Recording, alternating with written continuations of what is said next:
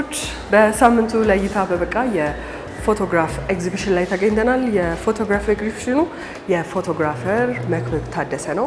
መክብብ ትልቅ ፎቶግራፈር ነው። ለየት ባሉ የፎቶ አወሳሰዶቹ እናውቀዋለን። ከዚህ በተጨማሪ በዚህ በእኛ ሀገርም በዓለም አቀፍ ደረጃም የፎቶ ስራዎቹን አቅርቧል። አሁን ለእይታ ያቀረበውና ተረትና ህልሞች የተሰኘው የፎቶ ኤግዚቢሽኑ ግን እንደስከዛሬው አይደለም። በኤአይ ወይም ደግሞ በሰው ሰራሽ አስተውሎት የታገዙ ናቸው። ይህንን ስንሰማ ነገሩ እንዴት ነው ማለታችን አይቀርም። ከዛ በተጨማሪ ደግሞ እንግዲህ በርካታ ባለሙያዎች በኤአይ ወይም ደግሞ በሰው ሰራሽ አስተውሎት ልንተካ ነው ወይ የሚል ጥያቄን ያነሳሉ። እነዚህን ሀሳቦች ይዘን ፎቶዎቹን እያየን ከዛ ደግሞ ከፎቶግራፈር መክብብ ጋር በተመሳሳይ ቆይታ የምናደርግ ይሆናል። አብራችሁ ነው።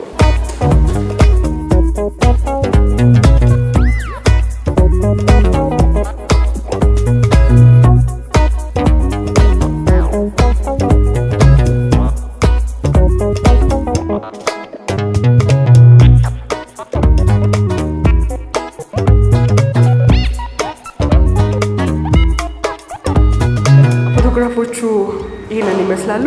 መጀመሪያ ፎቶዎቹን እንድታዩት ልጋብዛችሁ።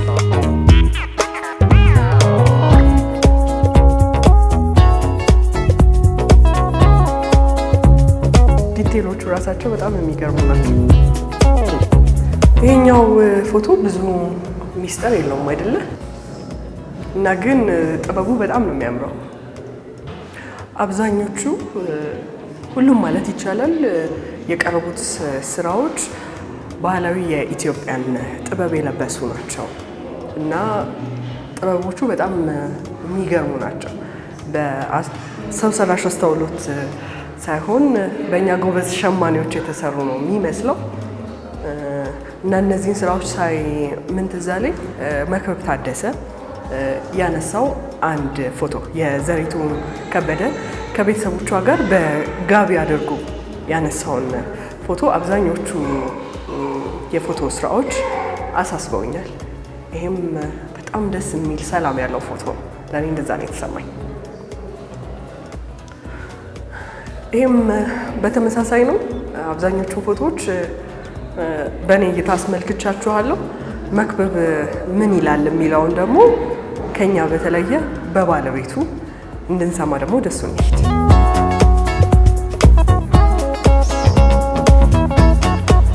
ሰላም መክብብ። ሰላም። እንዴት ነህ? እግዚአብሔር ይመስገን። እንዴት ነህ? አለን እግዚአብሔር ይመስገን። በመጀመሪያ ፎቶዎቹ በጣም ነው የሚያምሩት፣ ወድጃቸዋለሁ። ከዛ ግን እንዴት አሰብከው ከሚለው ብንጀምር ደስ ይለኛል። እነዚህ ምስሎች ያው ለብዙ ጊዜ ሳስባቸው፣ ስጽፋቸው፣ ሳለማቸው የነበሩ ናቸው። ብዙ ጊዜ ሀሳቤን በጽሁፍ ለማስቀመጥ እሞክራለሁ እና አሁን ደግሞ እነዚህን ሀሳቦች እውን ለማድረግ በአዲሱ የኤአይ ቴክኖሎጂዎች ኢንቴግሬት በማድረግ እውን ለማድረግ ስለቻልኩ ድሮ በህልሜ የማያቸውን ነገሮች ስጽፍ፣ ተረቶችን፣ ዘፈኖችን ስጽፍ ስለነበር እነሱን ወደ ህይወት ማምጣት ከመፈልግ አንጻር ነው የሰራኋቸው። የፎቶዎች አርቲፊሻል ኢንቴሊጀንስ ወይም ደግሞ ሰው ሰራሽ አስተውሎት ናቸው። ባለሙያ ነህ፣ በጣም ትልቅ ባለሙያ ነህ። ከዛ አንጻር ደግሞ እኛ ከኤአይ ጋር ያለብንን ትግልም ታውቀዋለህ ብዬ አስባለሁ እና ከዛ አንጻር ከእሱ አንጻር አይ ቲንክ አሁን ነገሮች እየሄዱበት ካለው ነገር አንጻር ከዲጂታይዜሽን አንጻር ሰውና ማሽንን መታረቅ ያለበት ጊዜ ነው ብዬ ነው የማምነው። ግን እነዚህ ነገሮች መጨረሻ ላይ እኛን ሊያግዙ እንጂ እኛን ቦታ ሊያስለቅቁ ይመጣሉ ብዬ አላስብም። ሰው ምንም ጊዜ ምንም ቢሆን ያንን የህይወት ያለውን እስትንፋስ ከሰው ነው የምናገኘው፣ ከባለሙያው ነው የምናገኘው። ስለዚህ እንዴት እንተጋገዛለን የሚለውን ነገር መወያየት ይኖርብናል ብዬ አስባለሁ። ይህንንም ኤግዚቢሽን ስናዘጋጅ እነዚህን ጥያቄዎች ለመጠየቅ ነው። ይሄን ስራ እንደዚህ አቅርቤዋለሁ እንዲያስቤው ነበር ይኸውና ለማለት ብቻ ሳይሆን እንዴት ነው ነገሮችን የምናስባቸው፣ አሁን የሚመጣውን ፊውቸር እንዴት ነው የምናብሰለስለው፣ ምን ማድረግ እንችላለን የሚለውን ነገር ንግግሩን ለመጀመር ያክል ሀሳብ ያለውን ነገር ከዚህኛው ፎቶ እንነሳና ብታስረዳን ደስ ይለኛል። መልካም። ይሄኛው ፎቶ ያው ርዕሱ እሽሩሩ። ርዕሱ ምንድን ነው የሚለው? እሽሩሩ። እሺ፣ ለዛ ነው ሁሉም የተኛው። ሀሳቡ ያው የአንድን እናት ጥንካሬ፣ የአንድን እናት ደግሞ ኮሚኒቲ፣ እናትነት ኮሚኒቲ ይፈልጋል፣ መተጋገዝ ይፈልጋል። ብቻዋንም የምታደርገው ነገር አይደለም፣ ግን ደግሞ ብቻዋንም ነው እንቅልፍ ነስቷት አባብላ የምታስተኛው።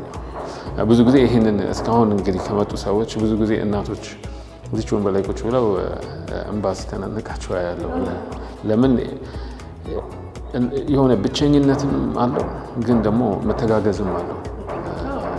እንዴት ነው እኔ እንዴት እንደተረዳው እናት ከወለደች አንድ ሴት ልጅ ከወለደች በኋላ እናቷን እንድታግዛት ትፈልጋለች፣ እህቶቿ እንዲያግዟት ትፈልጋለች፣ ጎረቤቶቿ እንዲያርሷት፣ ልጆቿ እንዲያሳድጉላት ትፈልጋለች። በዛ ሀሳብ ይመስለኛል። ትክክል ነው። በቃ እሱን ማቀፍ እንዲችል አድርጌን የሰራሁት እና እኔ ከብዙ እናቶች ጋር ብዙ እናቶችን ከማንሳት አንጻር የሚሰማኝን ስሜት ነው እንዲይዝ ለማድረግ የሞከርኩት። ምኑ ገረመኝ? ዲቴይሉ። ለምሳሌ ጥፍራቸው፣ ጸጉራቸው በጣም የተገረምኩበት ነው። እዚህኛው ላይ ብቻ ሳይሆን ሌሎቹ ፎቶዎች ላይ ይህን ነው አንደኛው ዲስካሽን እንዲሆን የፈለኩት። ብዙ ጊዜ ሰው በአርቲፊሻል ኢንቴሊጀንስ ነው የተሰራው ሲባል ይሄ አሻንጉሊትነት ይጠብቃል። አሁን ግን ያ ነገር ኮምፒውቲንግ ፓወሩ እየተማረ እየተመራመረ እየተጋገዝን በምትመጭበት ሁኔታ አሁን ድሮ የነበረበትና አሁን ያለበት በጣም የተለያየ ቦታ እንደሆነ ሰውም እንዲያየው ከመፈለግም አንጻር ነው። እንደምታየው ከጥለቱ፣ ከጨርቅነቱ፣ ከሹሩባው፣ ከሁሉም ነገር በጣም አሁን ያለበት ሁኔታ በጣም ትልቅ መንገድ መጥቷል። ከጥለቱ ብቻ ሳይሆን ከጆሮ አርቲያቸው ትክክል ጨምሮ። እሺ፣ ይሄኛውን ፎቶ ደግሞ እንደዚህ እናንሳ። ይሄኛው ንስሐ የሚል ርዕስ ያለው ሲሆን ብዙ ጊዜ ያው ቤተክርስቲያን ከቤተክርስቲያን ከሜዳ አንጻር ቤተክርስቲያን ሁሌ ንስሐ ግቡ እያለች ሁሌ ትዘክራለች እና እሱን ሀሳብ እንዲይዝ እንዴት ሰው እንዴት ክንፉ ተሰብሮበት ክንፉን በንስሐ እየተሰፋለት ያንን ስሜት ነው። እነዚህ እንግዲህ እንዳልኩሽ ህልሞች ናቸው። ታሪክን፣ ትውፊትን እነዚህ ኤግዛክትሊ ይህን ነው የሚመስለው የሚል ክርክሮች ሳይሆኑ እኔ በህልሜ ያየኋቸው ከጓደኞች ጋር ስንነጋገር እንደዚህ ነው ወይ ብለን ያሰብናቸውን ሀሳቦች ነው ወደ ህይወት ለማምጣት የሞከርኩት። ፎቶግራፈር ኢማጂነሪ ነው ይባላል። ፎቶግራፈር ኢማጂነሪ ባይሆንም ፎቶግራፊም ሆነ ፎቶግራፈር አሳቢ ነው። እሺ፣ ይሄኛውን ደግሞ ይሄኛውም በጣም ነው ያሳዘነኝ። እንደዚህኛው እንዲያሳዝነው ይሄኛው ደግሞ ኢነሰንስ የሚል ሀሳብ ነው ያለው። እንዴት ነው አንድ እናት ግልገሏ እንዴት እንደምትጠብቅ ተናካሽ ቢኖርም ተናካሽ እሷ ተነክሳ እንዴት ግልገሏን እንደምትጠብቅ ነው ሀሳቡ። ይሄኛውም እንዳልኩሽ አሁን ፎቶ ባይሆንም ወይ ደግሞ አርቲፊሻል ኢንቴሊጀንስ ቢሆንም ዋናው ሀሳብ ስሜቱ ተዋራሽ እንዲሆን ከዛ ልክ ያን ስሜት ግን ከተዋረሹ በኋላ በምን የሚሰራ በምን ያንን ነገር ስለገለጸልሽ ሞር ከዛ ነገር ጋር ኮኔክት የማድረግ ባህሪ ይኖርሻል። ያ ነው ምስል ማለት። መናገር የምትፈልጊውን ሀሳብ ይገልጽልሻል ወይ የሚለውን ነገር ማሳየት። ወደዚህኛው ከማለፋችን በፊት ኦልሞስት ሁሉም ስራዎች የሀበሻ ልብስ ለብሰዋል። ምንድን ነው ምክንያት? ያ ምክንያት እኔ ያው የሀበሻ ልብስ ስለምወድ ቅድም እንደውም ምን እያልኩ ነበር መሰለ መክብብ ካነሳቸው ፎቶዎች ውስጥ እኔ አሁን ዘሪቱ የተነሳችው በጣም ነው የምወደው እና ሳያቸው ስለ እሷ ፎቶ አስቤያለሁ ብዬ ነበር። ደፍነትሊ ያው እንትን ነው ያው አስተዳደግ ነው።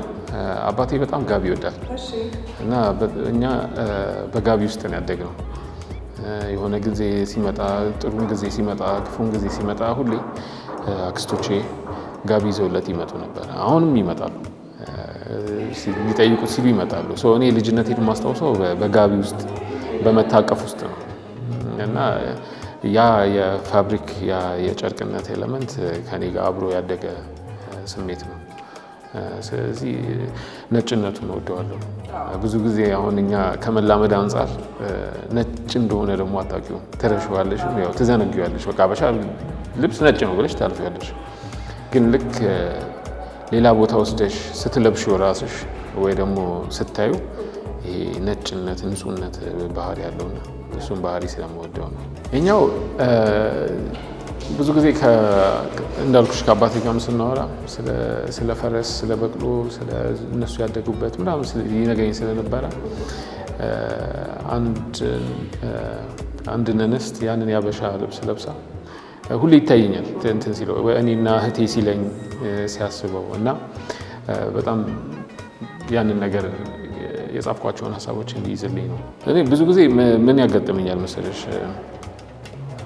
አንድን ሀሳብ ካወጣሽው በኋላ ለእኔ የሚሰጠኝ ነገር አለ እና ለተመልካቹ የሚሰጠው ነገር አለ። በተቻለ መጠን ያንን ነገር ዲፋይን ላለማድረግ ወይ ደግሞ ቀርጾ ላለማስቀመጥ እሞክራለሁ። ለምን ሁሉም መጥቶ ራሱን ነው የሚፈልግበት። ስለዚህ ለአንቺም የሚሰማሽ እንድታገኝበት ማለት ነው። ይሄኛው ከጨረቃ ድንቡላቃ ብሎ ያችን ጨረቃ ለማውረድ ፈልጌ ነው። አይ ቲንክ ይሄ ሙሉ የኤግዚቢሽን ሀሳቡን ይዛል ብዬ ገምታለሁ። እነዛን ዘፈኖች፣ እነዛን ተረቶች በጣም ሩቅ ብለን የምናስባቸውን አሁን ተደግፈን ማለም የምንችልበት ጊዜ ላይ ያለ ነው እና እንደምናስበው ይሄ የተራራቀ አይደለም። ድሮ የሆነ ቴክኖሎጂ መጣ ሲባል ሩቅ ዓለም አድርገን እናስበው እና ከሆነ ጊዜ በኋላ አዳፕት የማድረግ ሁኔታ አለ። አሁን ግን እንደዛ አይደለም። አሁን በጣም ፈጣን፣ በጣም ቅርብ የሆነ ጊዜ ላይ ነን እና ያቺ ጨረቃ ነች ለእኔ። ሰዎች በጣም ሁሉም የተለያየ ሀሳብ አለው። ባለሙያውም ኤኒ ፎርም ላይ ያለ ባለሙያም የራሱ ኮንሰርን አለው። ግን በጣም ትልቁ ያየሁበት ነገር እና እዚህ የተማርንበት ነገር ምንድን ነው? ብዙ ሰው ኤክስፔክት አላደረግም። በዚህ ነው የተሰራው ሲባል ቀስቱን ቀስቶ የመጣለ እስቲ ምን ሊያደርግ ይሆን ብሎ ደግሞ የመጣለ። እኔ ደግሞ ከዚህ በፊት ያለኝ የፎቶግራፊ ባክግራውንድም ስላለ እንዴት አድርጎ አስቦት ነው የሚለውም ብሎ ይመጣለ። ግን መጨረሻ ላይ ተስማምተን ሁሉም የሄደበት ነገር ቢኖር ምንድን ነው ኦኬ እዚህ ደርሰናል እና እንደዚህ አላሰብኩትም እና ውጤቶቹንም ደግሞ መጨረሻ ፋይናል አውትፑቶቹንም ደግሞ እንደዚህ አልጠበኩም የሚል ረዥም ዲስከሽን ነበረ።